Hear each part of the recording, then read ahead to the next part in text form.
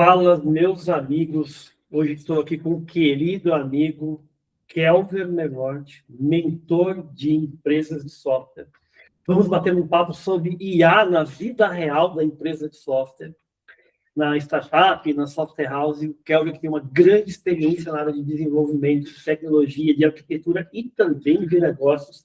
Vai trazer para a gente uma visão bastante interessante para você que não adotou IA em desenvolvimento, para você que adotou e não está tendo tão bons resultados assim. A IA salvadora da pátria, a gente vai falar muito sobre isso.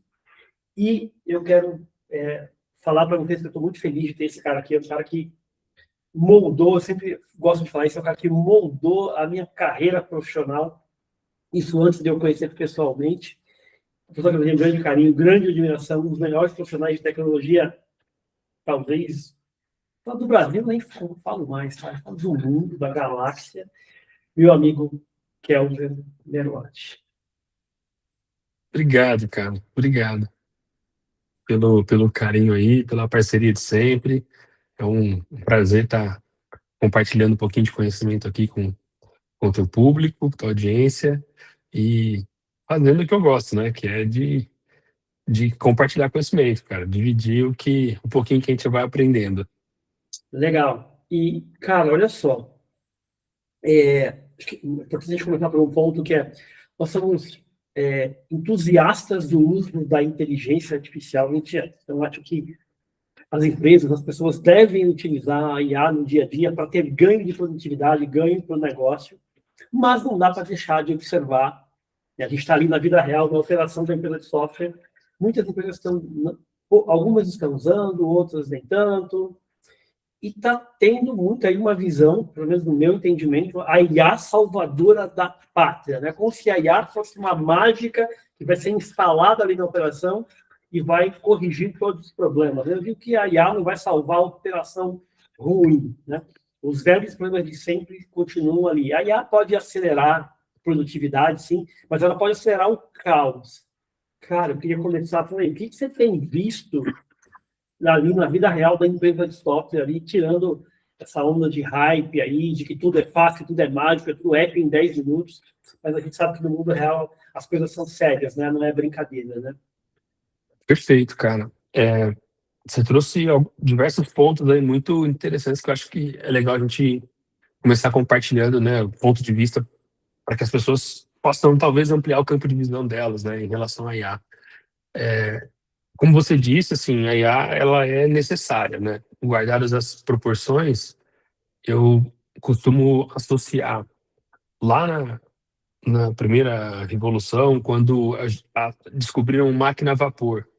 Naquele momento, muitas pessoas ficaram reticentes em usar essa nova tecnologia, porém era obviamente nada, e assim, visivelmente impossível de se comparar o trabalho feito pelo esforço manual versus o trabalho feito por uma máquina a vapor naquele momento. Então, não é um avanço que não se pode ignorar, né? Se a gente for fazer um outro paralelo, é a gente olhar para o campo, para a agricultura, enquanto colheitas ou plantios eram feitos manualmente, versus o uso de máquinas, de equipamentos, e que, obviamente, né, mais uma vez, naturalmente gera uma performance, um resultado muito maior. Inevitavelmente, essas tecnologias trouxeram impactos ruins, né, em relação a empregos, em relação a pessoas que não tinham conhecimento para lidar com aqueles equipamentos, mas que depois de um tempo, isso se normalizou de alguma maneira. As pessoas precisaram passar por uma fase de adaptação, de transição, até que estivessem aptas a lidar com esse novo normal, né? E aí, avançando o tempo, né, para os dias de hoje, a gente está no meio de um momento como esse. A inteligência artificial ganhou visibilidade, ela já existia há muitos anos, a gente que é do meio sabe disso, mas ela ganhou visibilidade ou popularidade quando uma empresa resolve tornar a interação com a inteligência artificial via chat. E aí, uma das maneiras de inteligência artificial, que é a generativa, ela começa a conversar com as pessoas de forma muito simples, muito natural, e hoje em dia, inevitavelmente, mais uma vez, naturalmente e obviamente, os resultados com a IA são muito mais rápidos e mais produtivos do que do que sem IA, né? Do que manualmente, né? Fazendo o paralelo como há pouco. Então, eu penso que a IA veio para ficar, é um caminho sem volta. Vamos passar por uma era de transição, né? O mundo pré-máquina a vapor, mundo pós-máquina a vapor, da mesma maneira o mundo pré-energia elétrica, pós-energia elétrica, mundo pré-internet, pós-internet, e hoje nós estamos falando do mundo pré-IA e pós-IA. A gente está nesse meio do caminho aí. Então, gera-se muitas dúvidas, gera-se muito erro, afinal, ainda tá evoluindo. Eu tenho certeza que a primeira máquina a vapor não foi tão eficiente quanto uma que foi lançada anos depois. Então, a IA hoje, ela é sim muito boa, mas ela ainda erra muito. E todo esse cenário, esse mundo de hipóteses imprevisível, né, porque a gente não sabe exatamente como vai ser o dia de amanhã, gera muito burburinho, gera muito rumor. Consequentemente, as pessoas ficam apreensivas do que pode acontecer. Outras veem nessa apreensão uma oportunidade de se vender, de trazer uma promessa fácil, como você falou, né? É como se ela fosse a salvadora da pátria ou o que vai resolver tudo. E, e muita gente acaba acreditando e entrando nessa onda de que ou ela é a salvadora da pátria, tem que colocar todas as fichas nela, ou que ela vai me matar, ela vai me prejudicar, né? Então as pessoas acabam puxando elas para os extremos, o que, do meu ponto de vista, é muito ruim, mas como toda tecnologia, vai ter gente usando para o que é bom e vai ter gente usando para o que não é tão bom assim, né? Infelizmente. Aqui cabe a nós termos o discernimento de aprofundar, de pesquisar, de entender onde faz sentido, onde não faz, o que de fato é risco, o que um burburinho, o que é um risco, mas é de fato imprevisível. Então, não adianta eu mexer agora, né? Tem uma máxima que diz que eu não devo me preocupar com aquilo que eu não controlo. Então, eu vou olhar para aquilo que eu controlo e deixo o que eu não controlo para eu ver depois, já que eu não controlo. E aí, nesse sentido, entra um outro ponto que você falou, que é, se o meu processo não está legal, botar a IA ali vai aumentar o problema, né? Então, o meu processo é uma coisa que eu consigo controlar. A IA eu não consigo. Então, se eu conseguir controlar o meu processo para deixar ele redondo, minimamente falando, para depois pensar em acelerar ele, aí acho que a coisa tende a funcionar. Guardadas as proporções, novamente, se eu tenho um carro com um motor muito bom, mas eventualmente ele não está ali com a direção alinhada, ele não está com os pneus bons, ou a estrutura dele, enfim, o conjunto todo não está bom. Se eu pegar uma rodovia com esse carro e acelerar muito, por melhor que seja o motor dele, eu vou estar em risco. Então é mais ou menos a mesma coisa. Eu tenho que ter o meu carro inteiro bem ajeitado para eu poder acelerar e desfrutar do motor que ele tem. A IA é esse motor, do meu ponto de vista. Então ela consegue catalisar, exponencializar aquilo que a gente já faz de bom e de ruim. Então, acho que a chave começa por aí, encontrar os pontos onde eu tenho clareza e certeza de que estou num bom caminho, e aí eu acelero. Aqueles que não têm, eu preciso buscar essa solução, preciso buscar esse afinamento para então conseguir acelerar. Então, falei um monte de pontos aqui para a gente começar o papo, para contextualizar, e acho que a gente pode ir explorando eles daqui para frente, cara. Cara, é muito bom ouvir essa resposta, porque na prática, você sintetizando ali, você está dizendo as boas e velhas práticas vão continuar valendo, né? Então, aquilo que valia para uma empresa na era pré-IA continua valendo, que é o que uma empresa tem que se preocupar em atender bem o cliente, né? Em ter processos de eficiência operacional e crescimento do produto, do negócio ali e tudo mais. Então, isso continua valendo, não mudou, né? O que acontece agora é que a gente tem uma tecnologia que está se popularizando, que acelerou muito as coisas. Ela pode acelerar, como você muito disse, positivamente ou negativamente, eu concordo muito com isso. Ou seja, outra palavra é, vamos ter senso crítico, vamos se preocupar em melhorar a operação. Então, não é sair, olhando a tua resposta, não é onde eu coloco o IA. Acho que essa não é a melhor pergunta. A melhor pergunta é qual o problema que o meu cliente tem, entender o problema, pensar numa solução e talvez acelerar isso por IA. Então, eu posso melhorar partes da minha operação, seja no desenvolvimento, seja no suporte, na implantação, mas primeiro entender o problema, ou seja, a regra que valia na era pré-IA continua valendo. Agora, não houve uma mudança nisso, né? E um outro ponto interessante que você trouxe, que eu gostei, é natural no mercado, quando tem uma nova tecnologia, aparecer os vendedores de dieta milagrosa. Sempre foi assim e sempre vai continuar sendo, né? E tem a pessoa que está em busca da dieta milagrosa. Mas eu tenho amigos e tudo mais, quem nunca buscou uma dieta milagrosa, né? Que no final, depois com o tempo, você começa a ver uma dieta milagrosa ali, outra dieta milagrosa ali, acolá, você descobre que não existe a dieta milagrosa. Acho que com a IA é a mesma coisa. Então, a IA deve ser utilizada, com certeza, mas com critério, com senso crítico. E aí eu queria pegar um gancho de uma questão que você trouxe, que é o seguinte. Cara, com tanta diversidade ali, né? Com tanta opção, isso acaba confundindo. Você não acha que isso acaba virando um problema? Porque assim, eu abro, imagina que o empresário de software está no dia a dia dele. Ele abre o Instagram, vê alguém lá, o app em 10 minutos, né? Faz uma automação aqui que vai demorar 2 minutos e vai duplicar o seu faturamento ou a eficiência. Isso, cara, assim, é muita promessa milagrosa. Não que não possam existir otimizações, a gente sabe que existe. Mas isso gera uma confusão, isso na prática acaba sendo um desserviço, né? Com toda certeza, cara. Assim, naturalmente, o ser humano, na sua maioria, é resistente à mudança, né? O ser humano não gosta de mudar.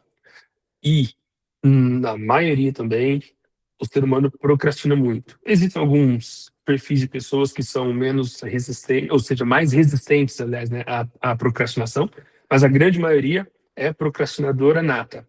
E aí, quando você traz para essa característica um conjunto amplo de decisões, você reforça essa característica. É a mesma coisa do que, olhando para a essência, né, eu gosto muito de tentar buscar a essência das coisas, os porquês.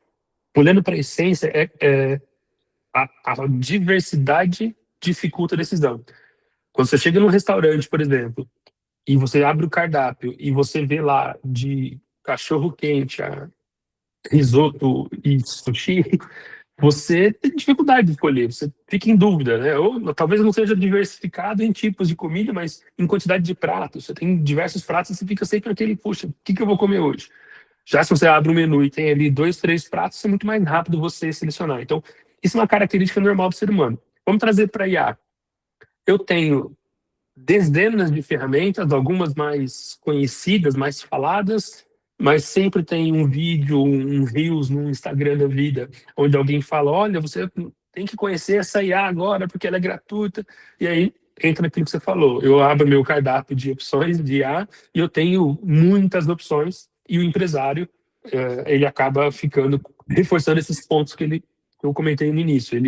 Ele acaba procrastinando, ele fica indeciso, e o mais crítico de todos é a mudança. Qualquer aprendizado ou aplicação soa para ele como uma mudança. Afinal, ele está trazendo para o circuito uma ferramenta nova, talvez um jeito novo de fazer, talvez uma velocidade diferente. E isso vai inevitavelmente fazer ele mudar. E mudar dói. Continuar do mesmo jeito também dói. A gente só tem que escolher a dor. Não é uma questão de certo ou errado, é uma questão de escolha.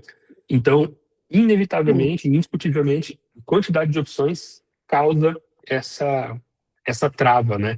E o bom é que a gente consegue, com relativamente pouco esforço, inclusive com a ajuda da própria IA, investigar mais sobre essas possibilidades, entender quais são os cenários onde cada uma pode ser mais apropriada e tomar decisões de experimentação. Ou seja, qual é o menor passo que eu posso dar, medindo isso, para saber o resultado que isso me deu e verificar se eu posso dar mais passos ou se eu não consigo mais caminhar, né? Se naquele caminho não faz mais sentido caminhar. Então eu penso um pouco nisso, assim, uma coisa que a gente se conhece há bastante tempo, eu sempre ouvi falar muito do mundo ágil, né? Prega isso, onde eu erro rápido para aprender rápido. Então, esse é um outro ponto que eu vejo atrapalhar a dificuldade, né, da decisão da adoção, porque as pessoas tendem a achar o caminho perfeito, e aí quando eu achar o caminho perfeito, aí eu vou. Então, a hora que eu achar a ferramenta ideal que vai me ajudar, que entende meu cenário, minha tecnologia, minha stack aqui, e que o meu time consegue usar, e que eu consumo menos tokens, e que eu gaste menos, e aí eu fico pensando, trazendo um monte de variáveis aqui para minha decisão e não decido. Então, esse conjunto de coisas aí, de fato, acaba dificultando a vida do empresário para tomar uma decisão. Mas, como eu disse, não decidir é uma decisão também, né? Ficar como está dói tanto quanto mudar. Aí é só a decisão que a gente precisa tomar de qual dor eu quero conviver. Tá, legal, massa. E aí, você falando, eu pensei em uma coisa, né? E cada um, né? Tá todo mundo meio que descobrindo aí o uso da IA, que é uma coisa recente nessa forma, né? Digamos assim. Então, a gente está executando e aprendendo. E uma coisa que eu sempre digo é, cara, é importante.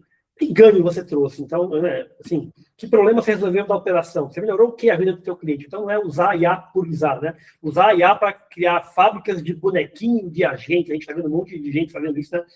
Eu acho aquilo temeroso, né? Um monte de bonequinhos aí, vira uma coisa ali. E a gente sabe que na vida real da empresa de software, o assunto é sério, envolve risco de segurança da informação, risco de entregar alguma coisa errada, né? Então, a IA pode acelerar, pode trazer ganho, com certeza que você deveria focar nisso. Mas eu queria trazer um ponto em relação ao uso prático no dia a dia. Vou dar um exemplo que aconteceu com a gente, que é, em 2025, a gente fez um trabalho para um cliente que demorou ali 3 dias e meio de trabalho, que era compilar um conjunto de dados de 5 sistemas diferentes, que era um trabalho para o cliente do cliente. Então, a gente pegou 5 planilhas, digamos assim, que eram 5 sistemas diferentes, e um sistema é o sistema do meu cliente, e demoramos 3 dias e meio ali para produzir o que o cliente do cliente queria. 3 pessoas. Em 2026, a gente repetiu, né? O que a gente fez? A gente pegou ali exatamente a mesma coisa. As planilhas do ano de 26, só que antes disso a gente mostrou as planilhas de 25 e o resultado que a gente gerou em 25.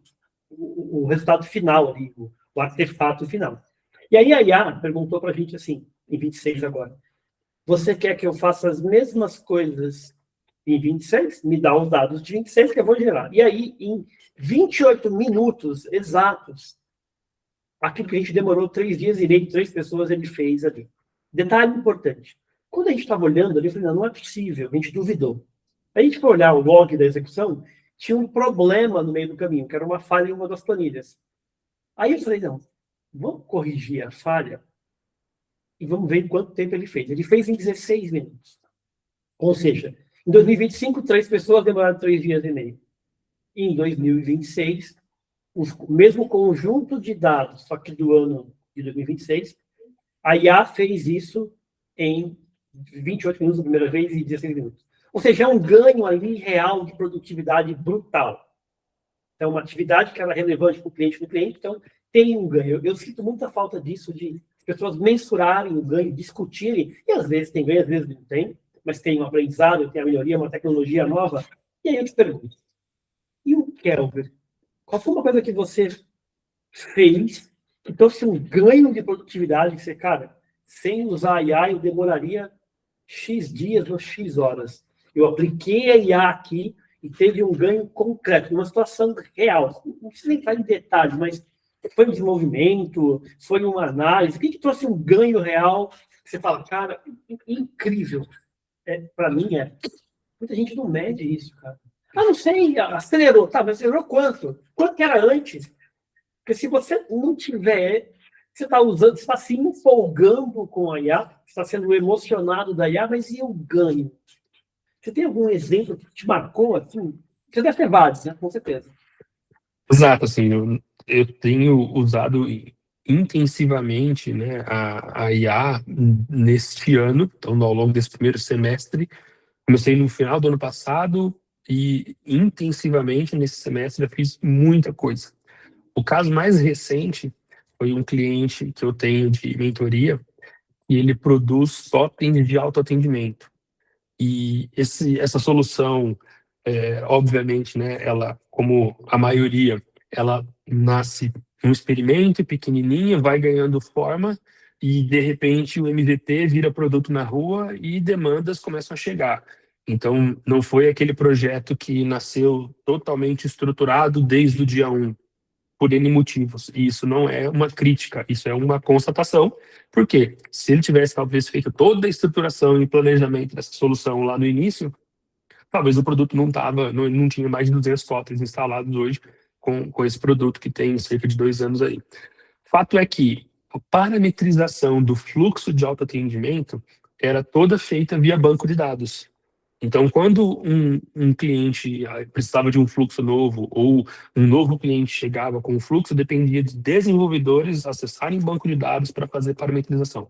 Por sorte, isso não é algo que acontece todos os dias, então conviveu-se com isso por muito tempo.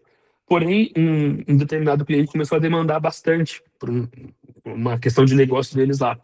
E aí, uma solução de gestão de todos os totens, clientes, fluxo de autoatendimento, que envolve telas, integrações com APIs, que envolve regras de negócio, de decisão do tipo, se a integração com a API devolver tal coisa, então eu pulo para a etapa tal ou para a etapa Y, enfim.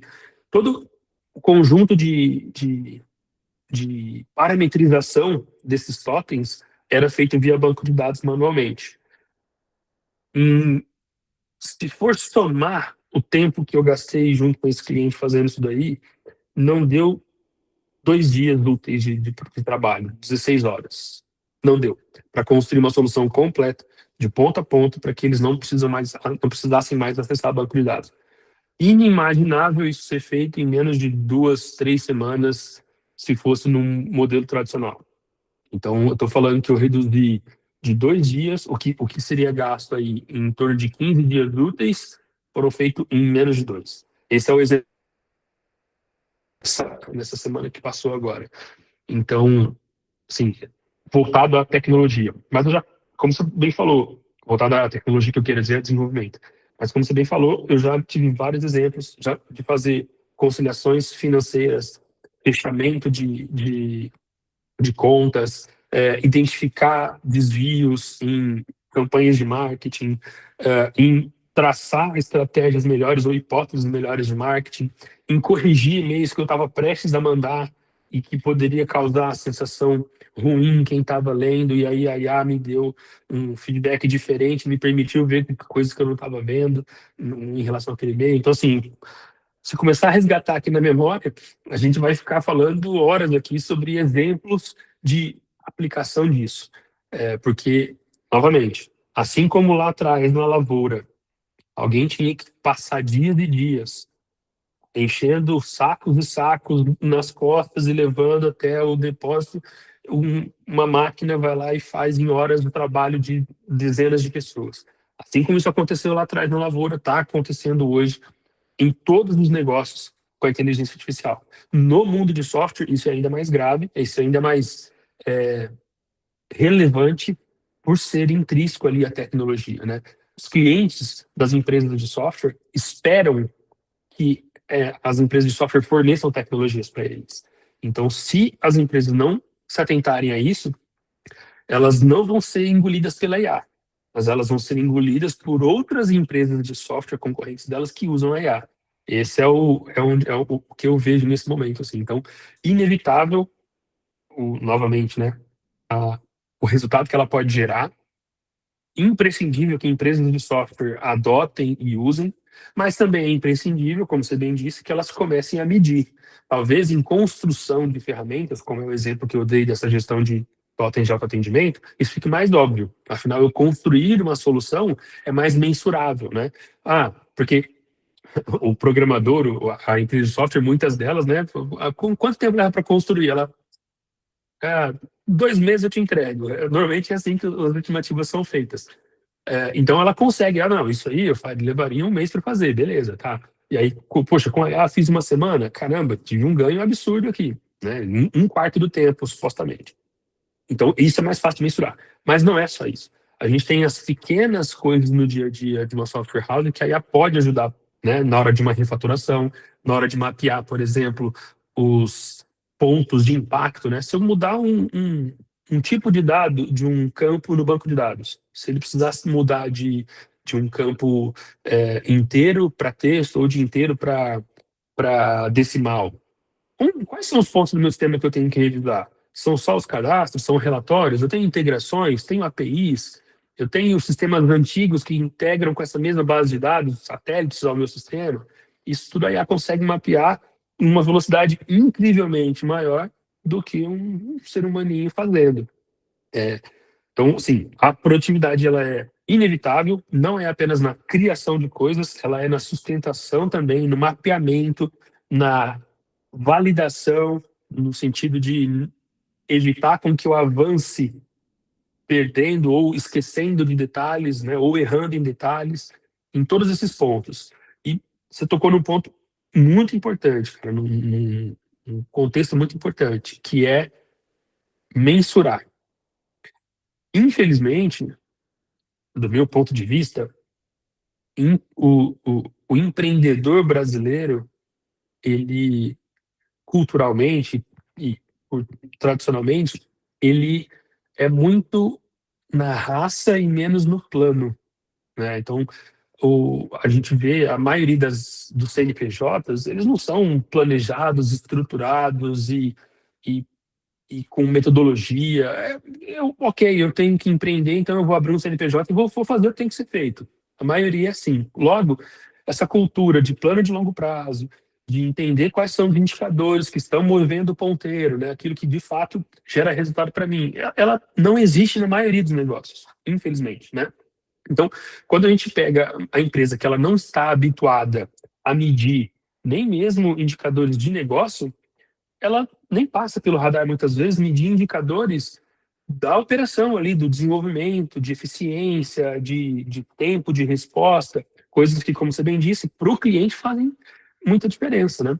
Então, esses pontos todos fazem muita diferença para o cliente, porque ele quer ser atendido rápido, ele quer que problemas não voltem a acontecer, não se repitam. E qual software house que não lida com demora, que não lida com retrabalho, enfim, muitos desses pontos, desses indicadores não são medidos, logo é ainda mais difícil com a IA eu perceber o ganho que eu tenho, né?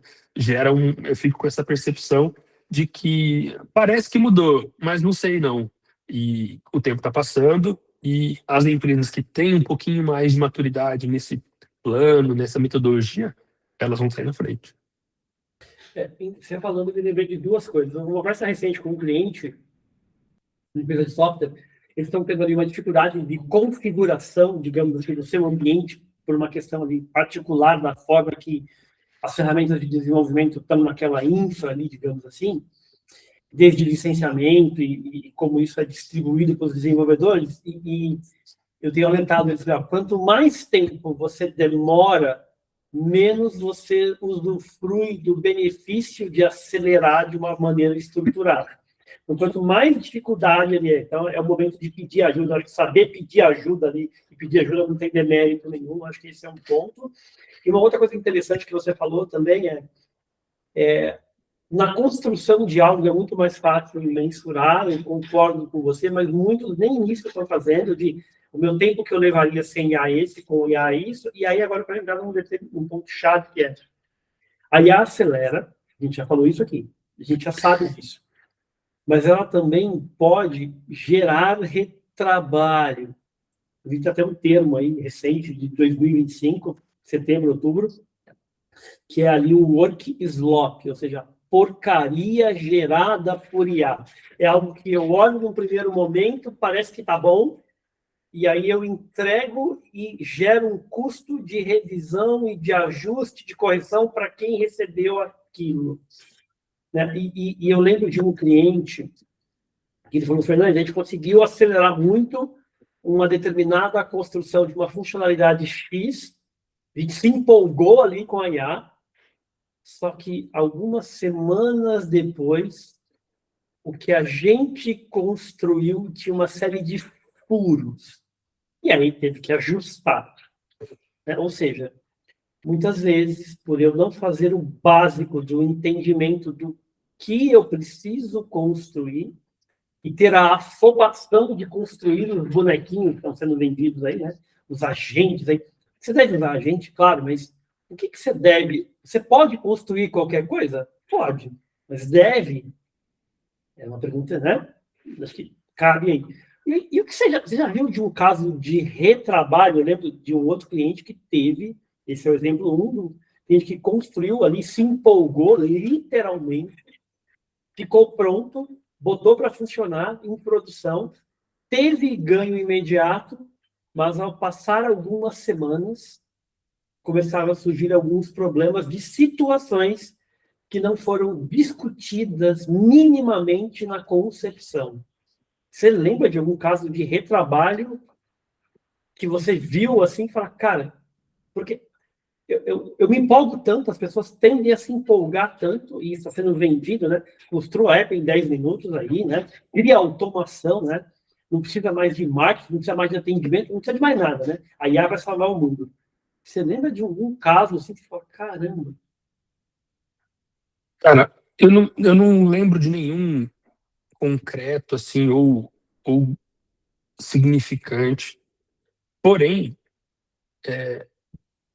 ficou famosa, né, uma notícia, foi no começo do ano, de uma empresa que demitiu todos os desenvolvedores e aí, 2 semanas depois, acho que nem isso, estava desesperada em busca de contratar desenvolvedores de novo.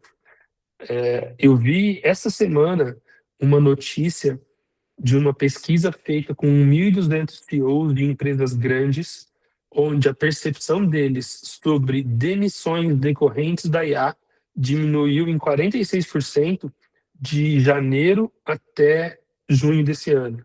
Ou seja, lá em janeiro eles tinham uma visão de que demitiria 100 pessoas e nesse, por exemplo, tá? E agora eles estão com uma perspectiva de que esse número não chegue a 60 e, aliás, a 56. Então, o 54, né? O ponto a matéria até mencionava a possibilidade dessa percepção diminuir em função da preocupação com a imagem da empresa no mercado, no sentido de que não é uma empresa que demite. Mas eu não acho que seja só isso. Eu acho que, de fato, é constatação de que superestimamos o poder da IA do final do ano passado, né, do último trimestre de 25 até o primeiro trimestre de 26, que foi onde ela teve um boom assim no mundo de tecnologia, né? Que foi muito superestimado. E aí criou-se essa expectativa da solução milagrosa, de que se você não usar você vai morrer, e etc, etc. O que fez muita gente experimentar e, ao experimentar, pegar problemas, de fato, como coisas que a IA gera, que são inúteis, ou são desnecessárias, ou são com baixa performance, ou são com baixa segurança, né? Teve um caso famoso também recente de uma solução que foi feita 100% com vibe coding e que o desenvolvedor, né, a pessoa que criou, não tomou cuidados mínimos com segurança e alguém conseguiu invadir e vazar dados pessoais de uma galera, enfim, um volume grande de pessoas. Por que eu estou dizendo isso tudo? Não é incomum a gente ver e visualizar exemplos de falhas no uso da IA. E como eu disse mais cedo, a IA falha, ela está amadurecendo. E vou abrir um parênteses aqui, me assusta a velocidade com que ela amadurece. Se a gente pegar lançamentos de modelos 2, 3 anos atrás, levava meses, e vários meses, talvez semestre. Hoje a gente está vendo modelos sendo lançados às semanas, 1, 2 meses no máximo, você tem um modelo novo, e inclusive um modelo sendo barrado pelo governo porque está perigoso demais. Então, a velocidade com que está avançando é muito grande, o que exponencializa o que eu vou falar agora, né? Mas fechando meu parênteses sobre a velocidade. O fato é, os experimentos estão sendo feitos, porém, de que maneira eles estão sendo feitos é que a gente não tem conhecimento. O que eu quero dizer com isso? É sabido, ou deveria ser, que para esse tipo de inteligência artificial que a gente está lidando atualmente, que são as IAs generativas, contexto é muito importante. É o ponto de partida. Ou seja, explicar muito bem para a IA, o máximo de detalhes possível, o que ela precisa fazer, o que você aceita, o que você tolera, o que é inadmissível, quais são as preocupações que você tem, quais são os cuidados que você precisa ter. E eu estou falando em relação à tecnologia e a negócio. Se eu vou construir uma solução, por exemplo, vou voltar no meu exemplo aqui de totem de atendimento. Se eu não trouxer para ela o contexto de que tipo de solução é essa, quem é o cliente, como que essa solução é utilizada, como que ela é parametrizada, se eu não contar toda a história, como que é onde ela está hospedada e como que os componentes se conversam lá dentro dessa hospedagem, se eu não trouxer esse tanto de informação, a IA vai, por inferência, presumir um monte de coisas e vai fazer do jeito dela. Por exemplo, eu tenho cenários onde eu vou lidar de largada com um volume grande de dados. E aí é fácil eu perceber que está lento. A hora que eu testar o sistema pela primeira vez, eu vou ver que ele não vai dar conta. Porém, se eu estou criando uma solução, a base de dados nasce vazia na maioria das vezes. Então tudo é rápido. Esse é um detalhe que semanas depois, ou meses depois, é que eu vai cair a ficha. Se eu, desde o início, não tomar esses cuidados e não trouxer essa contextualização e esses contornos, esses limites, né?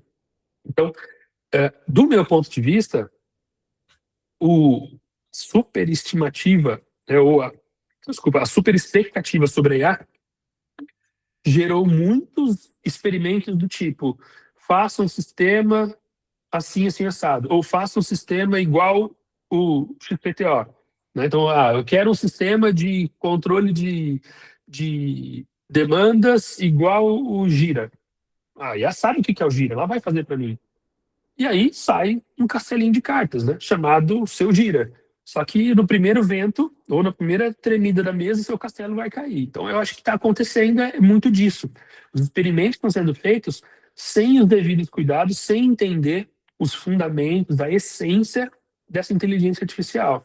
Então, quando eu trago um prompt ali, um contexto, um projeto, ou quando eu construo um agente e eu minimizo a contextualização, ou eu economizo nisso, né? Ou eu não me esforço para, ou não tenho o conhecimento necessário para fazer esse contorno, essa delimitação e contextualização, a chance dela errar é ainda maior. De fato, mesmo que eu faça tudo isso, pode ser que ela ainda erre. Afinal, vamos lembrar aqui, por que ela é generativa? Porque ela gera texto baseado em estatística, ou seja, de forma grosseira aqui, ela olha a combinação de palavras que ela tem no histórico e define qual é a melhor próxima palavra que ela vai gerar. Logo, ela pode, no meio dessa análise, pegar um caminho errado e alucinar, né? É o termo que se usa muito para explicar esses desvios. Então, isso pode acontecer de fato. E aí uma alucinação no meio de um código pode ficar caro. Mas quando você traz essa contextualização, esses guarda-reis, esses limites, as preocupações que você tem, quando você quebra o problema em fases, né? Quando você pede inclusive ajuda dela para planejar, ajuda da IA para planejar, montar o seu projeto ali em fases, e vai executando fase a fase, e vai validando fase a fase, aí isso muda um pouco de figura. Então, eu acho que boa parte das frustrações em cima da IA estão ligadas ao mau uso, ou seja, a não entender a essência de como ela funciona e não tomar os cuidados mínimos que são necessários para ela entender e fazer o trabalho dela, né? Guardadas as proporções, no começo do ano, ali, mais ou menos, né, de 26, falava-se muito sobre engenharia de prompt, sobre como você tinha que estruturar, dar contexto, dar objetivo, haja como especialista em XPTO. É mais ou menos esse tipo de coisa que eu quero dizer, só que não necessariamente com um prompt, é com a informação mesmo, com o que você precisa passar ali para ela. Hoje em dia, na minha experiência, no meu uso, essa estrutura de prompt, ela nem é mais necessária. Aí o raciocínio que ela vem desenvolvendo é capaz de entender melhor o que você está escrevendo ali, sem necessariamente uma estrutura rígida, sabe? Então, eu acho que é um pouco disso. E aí, só para fechar, no nosso país, especialmente, a gente tem muitos analfabetos funcionais, né? Então, pessoas que sabem ler e escrever, mas não sabem se expressar e não sabem interpretar texto. Ou seja, se você põe pessoas que não sabem se expressar e interpretar texto para lidar com uma ferramenta de texto, é a receita de problemas, né? Gostei desse ponto, de outra perspectiva interessante, eu concordo contigo.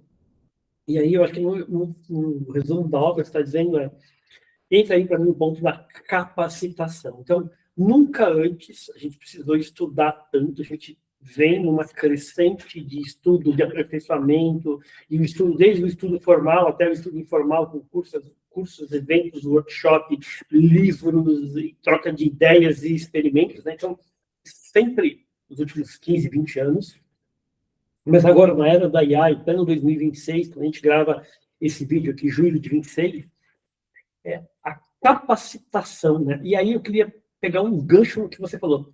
Analfabetismo funcional, sim, é um fato, né? Então, as pessoas não sabem, às vezes, escrever, às vezes, a dificuldade de não conhecer uma palavra. E uma coisa que eu percebi muito é, quanto mais repertório você tem para direcionar a conversa, né? Isso aumenta melhor o resultado da saída, né? Então, uma coisa é eu pedir um e-mail para comunicar a um cliente sobre alguma coisa. Outra coisa é eu pedir o mesmo e-mail, dando o contexto da situação para aquele cliente, para aquele grupo de cliente, pedindo para ele usar uma técnica de storytelling do Story Brand 2.0. Então, eu fui muito mais específico, porque eu tenho mais repertório, e isso tende a produzir um resultado melhor. Ou seja, a questão de o quanto cada profissional está buscando conhecimento, a frequência, e eu fico muito assustado, porque você tem aí canais gratuitos, não estou falando de YouTube, estou falando de Instagram e tantos outros, então, que aumenta a responsabilidade do profissional, o quanto ele está buscando de aprender, de estar vendo conteúdos ali que vão ajudar ele no dia a dia. Então, eu fico um pouco assustado. E uma outra coisa que eu também percebi que conecta com o que você falou é pessoas que têm uma dificuldade de estar lendo ou de estar aprendendo, elas estão sendo prejudicadas por isso, né? E aí eu queria que você falasse o seguinte: a capacitação agora, se antes já era obrigatória, já era mandatória, com a IA, nunca mais a gente vai parar de estudar. Com toda certeza. Você faz sentido isso? Faz todo sentido, cara. Há alguns anos, não vou lembrar quanto, mas foi bem antes do boom da IA, eu participei de um evento de executivos e a mensagem era que a habilidade do futuro era desaprender. Era aprender a desaprender. Ou seja, é você desenvolver a capacidade de ressignificar conceitos ou aprendizados que você tem, pela velocidade do mundo, o tal do VUCA, depois vem o BANI, enfim, esses estudos e conceitos trouxeram essa necessidade do ser humano se desenvolver. Com a IA, isso fica absurdamente mais necessário. Por quê? As pessoas começam, com a IA, construir coisas que até então elas não estavam habituadas a fazer. Eu vou te dar um exemplo aqui. Eu sou programador, o meu negócio aqui está no código, mas aí, poxa, eu estou pensando em compartilhar ideias aqui das coisas que eu aprendo, que eu faço no código. Acho que eu vou criar um Instagram para eu divulgar. Cara, mas peraí, eu não entendo de rede social, eu não sou designer, eu não entendo. Não, mas peraí, deixa eu pedir para ir montar uma imagem aqui. Aí você dá um prompt e de repente você virou designer. Aí você fala, poxa, mas como que eu faço isso daqui chegar em mais públicos? Aí você dá mais um prompt e a IA te fala um pouco sobre fazer anúncios, sobre como você pode criar anúncios numa plataforma. Aí você fala, poxa, eu estou construindo uma audiência. Daí a pouco você está pesquisando sobre marketing digital, sobre como que você pode ajudar mais pessoas com o seu conhecimento. Ou seja, de simples programador, daqui a pouco eu me vejo empreendendo com treinamentos, com cursos para pessoas como eu. Então, isso já era possível desde sempre, porém um caminho mais longo. Hoje, você e uma IA, você consegue evoluir muito rápido. Eu estou inventando aqui um exemplo hipotético, só para contextualizar de que é possível para quem não entende nada de um assunto, chegar nesse assunto hoje com inteligência artificial e de forma autônoma, né? Sem ficar investindo volume expressivo de tempo e dinheiro. Então, isso é indiscutível, assim.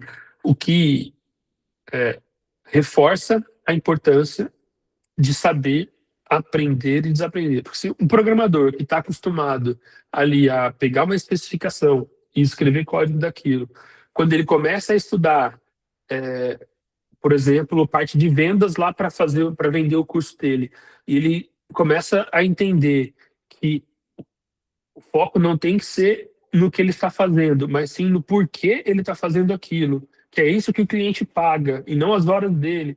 Quando ele começa a perceber que existe esse mundo lá fora, é que se ele não desaprender, né, se ele não desenraizar aquele conhecimento que ele tinha de que, tipo, não, meu preço é esse aqui por hora, é esse aqui, ele não vai conseguir avançar. Né? Então, assim, as pessoas precisam estar dispostas a desmistificar as crenças, a ressignificar as crenças, desmistificar os mitos aí, né? Para conseguir evoluir. E a IA acelera muito isso, cara, assim, indiscutivelmente. Como você bem disse, tem hoje dezenas de canais que podem ajudar. E uma coisa que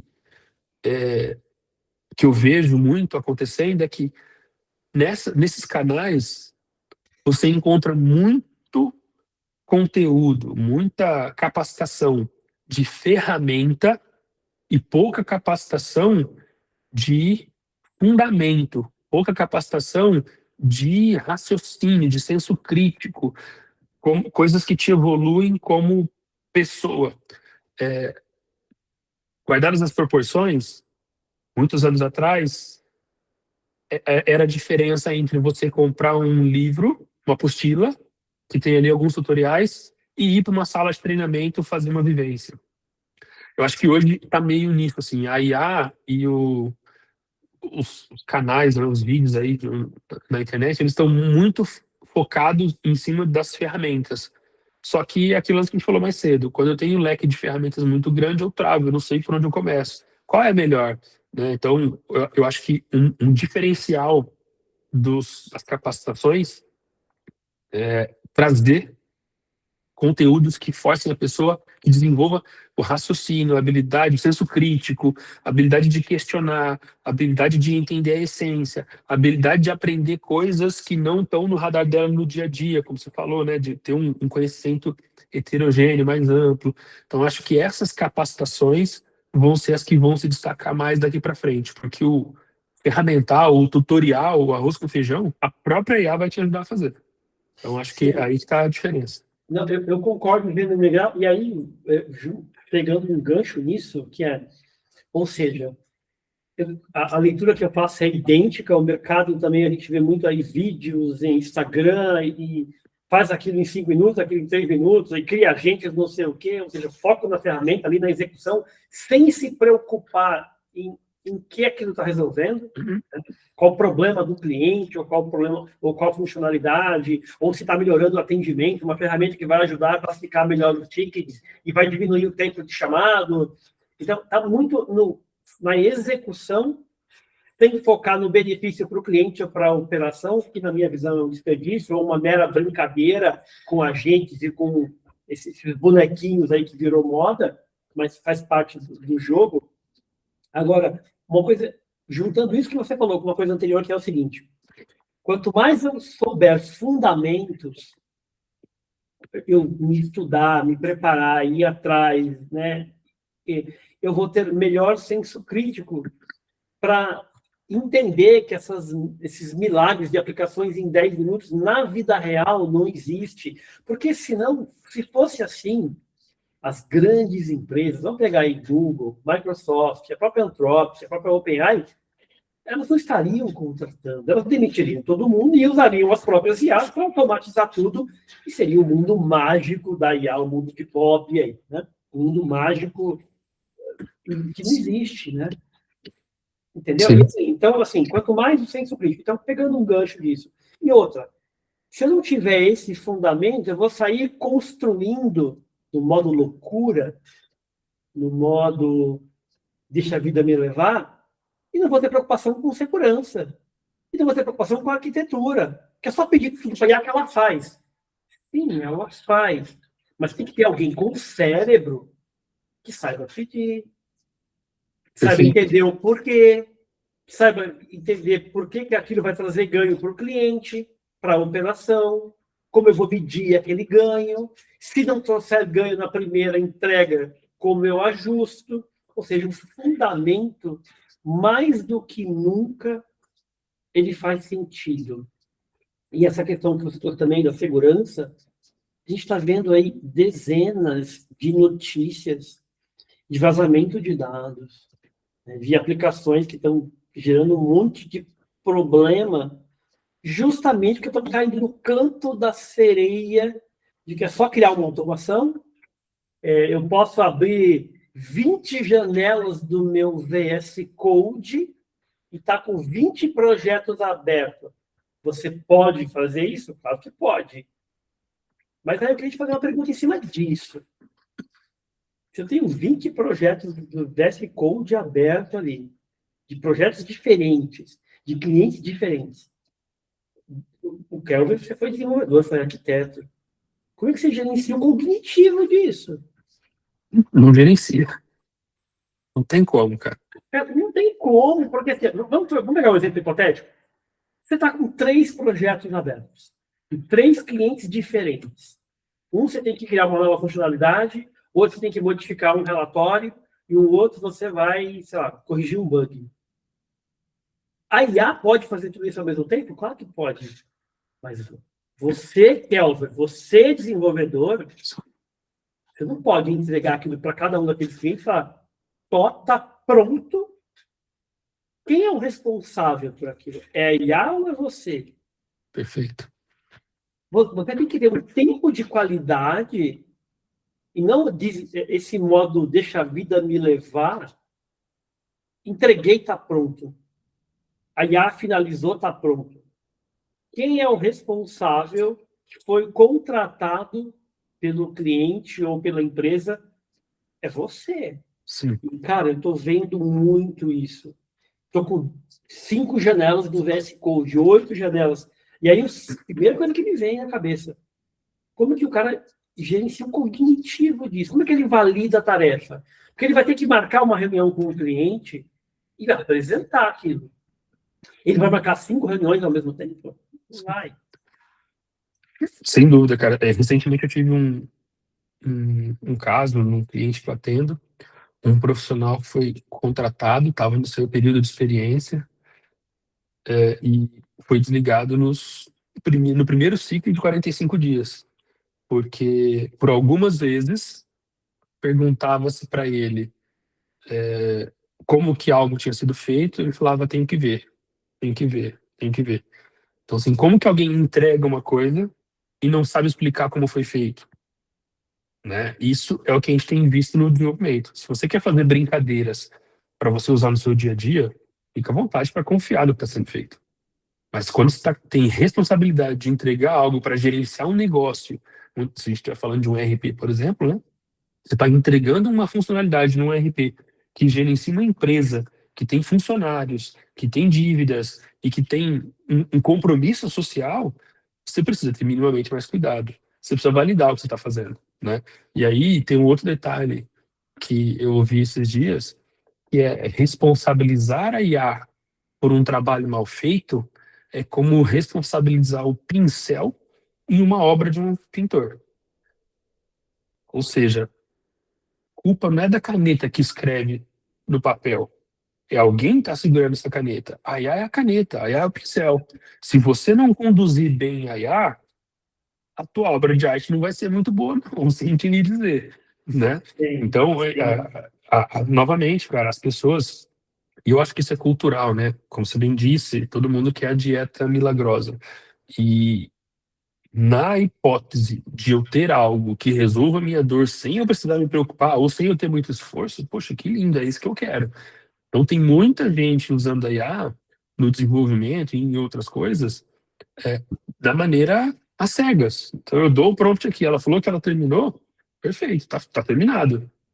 Mas não gasta um tempo ali investigando, validando se o que ela fez de fato está alinhado com o que você pediu, se quais são os pontos cegos que você não pediu para ver se ela cobriu ou não, entre outras coisas. Então, por isso que o senso crítico, é, a habilidade de aprender coisas novas, de ser autodidata, precisa desenvolver essa habilidade, né, para você conseguir aprender ali no dia a dia, e sozinho. Enfim, esse conjunto de características, eles precisam estar no seu dia a dia. Não dá para você ficar fazendo muitas coisas ao mesmo tempo de forma eficiente ou com qualidade. Esquece a IA, vamos voltar lá atrás. Vamos voltar 20 anos ou mais, na época onde se fazia desenvolvimento menos inspirado em agilidade. Um, uma das maiores reclamações de todo desenvolvedor ou time de desenvolvimento era interrupção. Ou seja, toda hora vem alguém aqui e me para eu ajudar num suporte, ou para tirar uma dúvida. O sistema não tem documentação, então tem que ficar olhando o código-fonte. Aí eu não consigo produzir. Estou mentindo ou isso é um fato? Né? Sempre existiu essa dor no mundo de desenvolvedores sobre interrupção. Agora, hoje, os 20 prompts, as 20 janelas abertas rodando, interrompendo o cara toda hora para ele confirmar o que tem que fazer, isso não é interrupção. Aí ele consegue tocar 20 coisas ao mesmo tempo, entendeu? Então, assim, onde está a diferença? Quando a gente fala que a questão é a essência, é o fundamento, é nesse lugar que eu quero dizer. As dores de uma software house, elas continuam sendo as mesmas de hoje em dia. A diferença é que ela tem a possibilidade de usar a IA para acelerar a solução.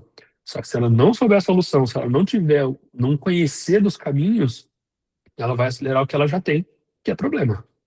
Sim, cara, perfeito, eu concordo com o legal. E exatamente o exemplo que você deu aconteceu com um cliente meu nas primeiras semanas de uso.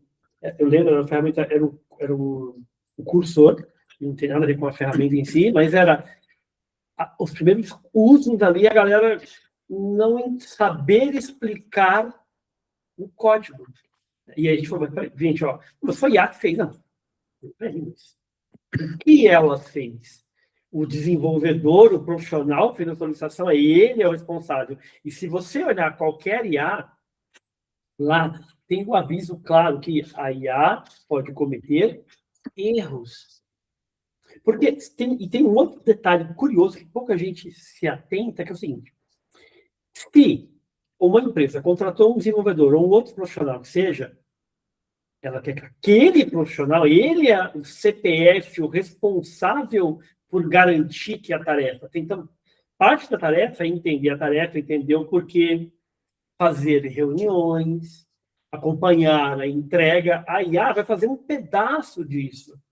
E esse pedaço tem que estar muito bem conferido, porque é o seu nome, é a sua. É você que está ali. E eu já vi, neste exemplo dessa empresa, mas foi a IA que fez. Não, sim, eu sei, nós assinamos uma IA para acelerar, mas eu preciso do senso crítico. Então, o papel do desenvolvedor ele também mudou. Então, ele vai programar muito menos, ou quase não vai programar, e ele vai ser o cara que vai entender por que aquilo está sendo pedido. Né? Ele tem o contexto do sistema inteiro, ele vai fornecer o contexto para a IA, vai direcionar a IA e vai ser a figura que vai interagir com ela para promover os ajustes antes dela entregar o resultado, validar esse resultado, porque o chefe dele, desse desenvolvedor, do profissional, ele não vai cobrar IA. Ele vai cobrar você que fez. Sim. Né? E interessante o seu comentário, olha que coisa maluca, cara. E eu estou escrevendo um livro sobre retrabalho e aconteceu algumas coisas muito malucas sobre isso, exatamente o que você trouxe.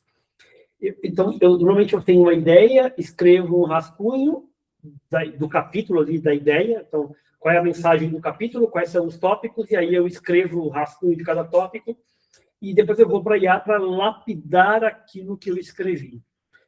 E aí isso funciona bem, dá um rascunho humano a partir de uma mensagem do capítulo, e você vai ali, vai lapidando os rascunhos. Mas olha que coisa que eu descobri, entre aspas. Ao fazer isso, e pegar um capítulo, eu gerei uma versão do capítulo inteiro, que veio de uma ideia original e do rascunho de cada tópico, que foi lapidado pela IA. Eu simplesmente pegar aquilo e cuspir para frente, ele funciona, sim, mas não tem coerência entre um bloco e outro, não tem conexão, não tem a minha vivência. Então, o que eu fui descobrindo ao longo? Eu precisava cuspir essa versão e eu brinco, eu deixo ela decantando, e aí eu leio depois, peraí.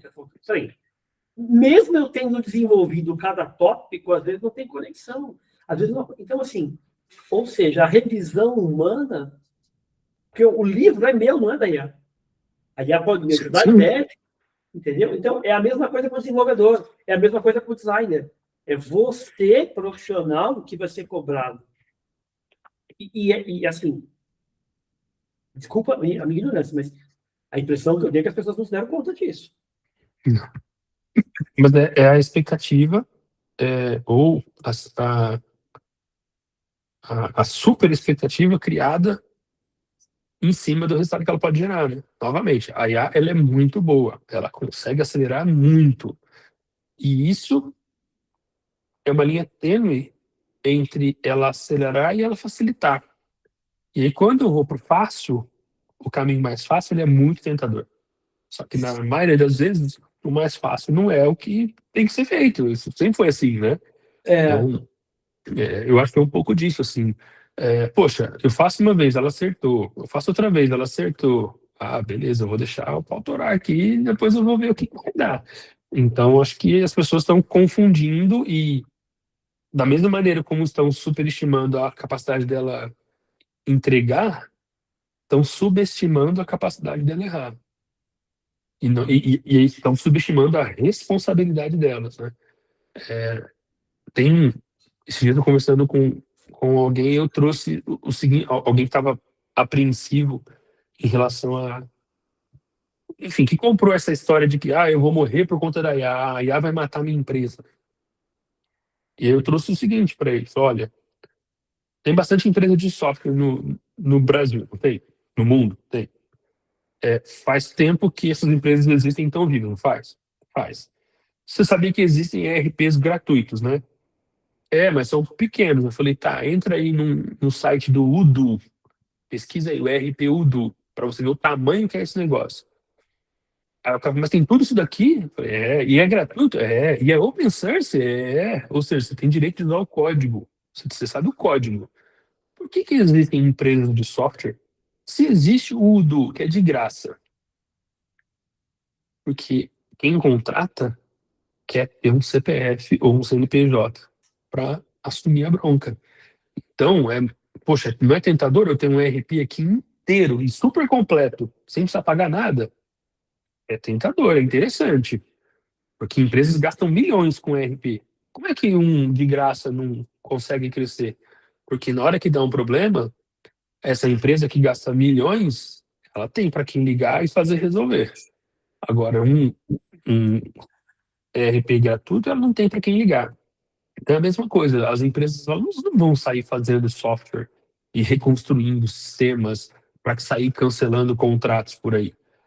Talvez tenha um ou outro que vai se aventurar e vai descobrir mais cedo ou mais tarde que ele não tem o conhecimento necessário para tocar isso, mas a maioria não vai sair fazendo isso porque ele precisa ter alguém para ligar se der problema. Ele não pode desviar o foco, a energia dele, né? Se ele é uma empresa de uma indústria, o negócio dele não é tecnologia, o negócio dele é chão de fábrica. Então ele não vai parar para fazer um sistema. Talvez soluções satélites, ou aqueles sistemas que são pontuais, que não geram valor suficiente para o cliente, esses possam estar um pouco mais em risco. Mas software houses que têm sistemas robustos, integrados, que geram, de fato, valor para o cliente, esses caras não têm que se preocupar com isso. Novamente, eles não vão ser substituídos pela IA. Eles vão ser substituídos por um concorrente deles que já existe e que vai usar a IA primeiro que eles. Isso sim. E um concorrente que está criando um produto melhor, que atende melhor o cliente, que traz mais inovação, que se preocupa com a eficiência profissional, ou seja, os fundamentos, eles estão cada vez mais presentes, porque a era da IA trouxe um monte de mudanças, a gente não tem dúvida disso, a aceleração, a velocidade é assustadora, mas os fundamentos, eles estão aí. Uma empresa existe para ter lucro. A IA não mudou isso, entendeu? Então, acho que é isso que a gente tem que deixar de recado aqui e bater muito nisso, que nós somos totalmente favoráveis ao uso da IA, ao desenvolvedor usar a IA, e um dado interessante que eu vi agora, no mês de julho de 26, a gente está gravando esse papo em julho de 26, de um vídeo recente, de um canal muito grande, e de uma pessoa que acompanha o mundo da tecnologia, ela tem uma empresa de IA brasileira, e alguém trouxe para uma pesquisa bastante curiosa, que mais de 90% das pessoas estavam usando IAs gratuitas. Né? Então, é um dado recente. Então, quando eu vi o vídeo, era julho de 26, e era um vídeo recente de junho ou julho de 26. Eu não lembro a data agora. O que eu estou querendo dizer com isso? É tudo muito novo. Então, eu vejo muito ainda nas empresas profissionais, você assina uma IA, não, a gratuita me atende. Ela funciona? Sim, mas ela tem uma série de limitações. E você acha que uma empresa que vende um produto, uma IA, paga, ela vai entregar o melhor resultado na gratuita? É lógico que não. A gratuita acaba sendo uma isca para você conhecer, mas o melhor resultado vem de uma IA paga. Já existe aquela máxima, né? Quando o produto é de graça, é porque o produto é você. Isso. Então você está trabalhando para a empresa de inteligência artificial se você está usando de graça. Pode apostar. Isso. Então assim, um dia desse eu fiz um teste interessante. Foi uma coincidência, fiz antes de ver esse vídeo, que era o seguinte. Eu pedi algo para uma IA, então eu tinha duas contas do GPT. Uma IA, da IA paga e da IA gratuita. Eu tenho até para testar recursos para saber o que está em uma e o que não está na outra. E eu fui na gratuita e pedi para ele assim, ó, faça essa tarefa para mim. Ele fez. Eu até olhei e falei, tá ok. No caso, essa tarefa era gere um PowerPoint sobre esse tópico aqui. Ele gerou o PowerPoint. Tá? Aí eu peguei o mesmo prompt. Fui para a IA, paga, numa outra conta. E mudei o modelo da IA. Então, uma IA X, eu coloquei uma melhor, e aumentei o nível de raciocínio. Também. O mesmo prompt. E aí, eu pedi para ele gerar o mesmo prompt. A mesma IA. Então, uma conta gratuita, IA X. Conta paga, IA X. Aí, na IA, nessa IA outra que paga, eu troquei o modelo e o raciocínio. Mesmo prompt. Executa para mim. Ele executou e fez. Aí quando eu olhei para a gratuita e olhei esse aqui, tipo, dava vergonha de ver o gratuito. Era a mesma IA. Mesmo empresa, mesmo fabricante. Né? Então, assim, é isso. Mas isso é lógico, né? Porque o que ele quer é que você assine. E é uma coisa curiosa que é, cara, todo mundo, a software house quer vender esse sistema. Está tudo certo. Tem empresas que querem vender e está tudo certo. Então, não tem nada de errado nisso. Tá? E o exemplo que você deu do IRP gratuito, ele é muito bom, porque já existe isso faz tempo. Né? E o que muitas vezes a software house não está vendo, que é o que o cliente vê em você não é o código, não é o teu banco de dados. Ele vê a confiança, ele vê na hora que dá problema, ele pode ligar. Né? Quando ele tem uma dúvida, ele é atendido e a dúvida é respondida. Então, menor tempo de resposta conta, o produto funcionar direito. Quer dizer, aquilo que já valia na era pré-IA, que é um produto que funciona, menor tempo continua valendo. A Bom diferença, entendimento. bom atendimento. A diferença é que agora a IA, a velocidade das coisas realmente está insana. E aí, cara, assim, uma das coisas que eu fico lembrando, toda vez que eu vou conversar com o Kelvin, eu sempre marco uma agenda com ele, né? Quando ele me atende, tá? Mas eu quero conversar 1 hora com ele, e aí a verdade não é que eu queria conversar 1 hora, eu queria marcar uma agenda de 9 horas. Mas se eu marcar 9 horas, ele não me atende, né? E, cara, a conversa está muito boa, está muito divertida aqui, porque você está trazendo ali coisas que, muitas vezes, no dia a dia, na correria do dia a dia, o dono da empresa não está vendo, que é, cara, como eu melhoro a minha operação? Como eu melhoro o meu desenvolvimento? Como eu melhoro a minha implantação? Como eu melhoro o meu suporte? Eu coloco ou não automação, mas onde eu coloco? Você está falando da etapa anterior, que é pensar, ter um pensamento crítico, e não assim, desconfia da dieta milagrosa. Porque eu tenho certeza que o prompt que gerou a aplicação em 10 minutos, se você fizer aquilo na vida real com os teus clientes, o resultado tende a não dar bom. Né? E eu queria te pedir para a gente... Qual que é o recado que você deixa para o empresário de software que, cara, ó, quer usar IA, bacana, você trouxe um monte de insight, um monte de dica, ou qual é o erro, o recado para ele evitar um erro? Já trouxe muita coisa, mas que dica final você daria para o cara? Eu acho que, além do que você já falou, que, cara, olha o fundamento, olha o que você vai melhorar com o cliente, olha o que você vai melhorar de eficiência operacional, adota IA sim, mas adota com critério, investe na capacitação, ou seja, são coisas óbvias que já valiam antes da IA e agora valem mais ainda. Mas se você fosse dar uma outra dica, o que você daria de diferente? Ou uma outra dica que você não falou que vai ajudar o cara ali a usar a IA de uma forma melhor? Como cultura, e a maioria absoluta das empresas não olha para isso de forma intencional, mas ela acontece, a mesma coisa vai acontecer com a IA. O que eu quero dizer? A empresa não faz, ela não atua intencionalmente em como construir a cultura dela. Ela não intensifica a fala do que ela valoriza, quais são os comportamentos que elas recomendam, quais aqueles que elas não aceitam, quais são as posturas que se esperam internamente em relação ao cliente. As empresas não falam isso no seu dia a dia. Até pelo que eu falei mais cedo, né?